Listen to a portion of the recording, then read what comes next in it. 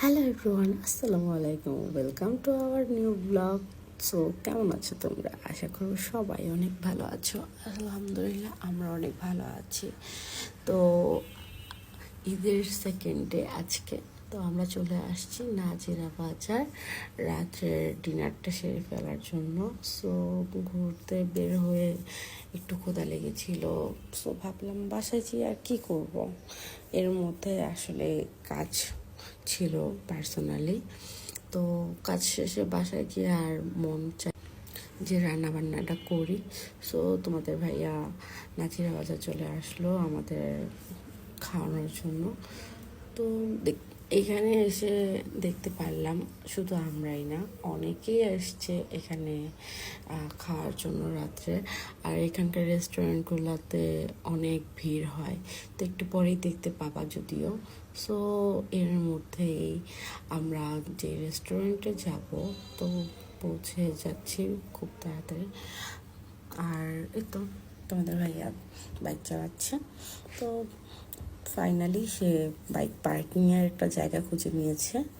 আর আমরা এই যে দেখতে পাচ্ছ বুখারি বিরিয়ানি, তো এইখানে আমরা ডিনারটা সেরে ফেলবো। আমাদের ফাবিহাকে তুলে নিয়ে তার বাবা চলে যাচ্ছে ভিতরে থেকে। তো দেখতে তো পাচ্ছ যেতে যেতে কতটা ভিড়ভাট্টা ছিল। আর টেবিল তো খালি ছিলই না। তো ফাইনালি একটা টেবিল খালি হওয়ার পর আমাদের খাবারও চলে আসছে খুব তাড়াতাড়ি। তো এই তো আমরা এখানে আচারের ব্যবস্থাও ছিল, যার আচার খাওয়ার ইচ্ছা তো নিয়ে খেতে পারবে। তোমাদের ভাইয়া অলরেডি খাওয়া শুরু করে দিয়েছে।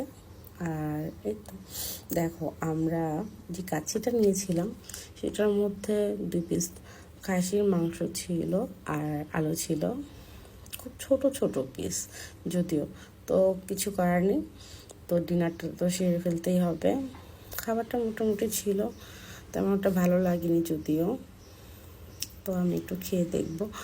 আর খেতে খেতে এটাই বলবো যে তোমরা যারা নাজিরা বাজারে যাও অবশ্যই বুঝে শুনে রেস্টুরেন্ট চুজ করবা, কারণ সব রেস্টুরেন্টের খাবার আসলে ভালো লাগে না। তো আমরা এর মধ্যে দেখেছো বাসা ফিরতে ফিরতে 2টা 20 বেজে গিয়েছিল, আর রাস্তাঘাট পুরোই নীরব ছিল। তো আজকে এই পর্যন্তই।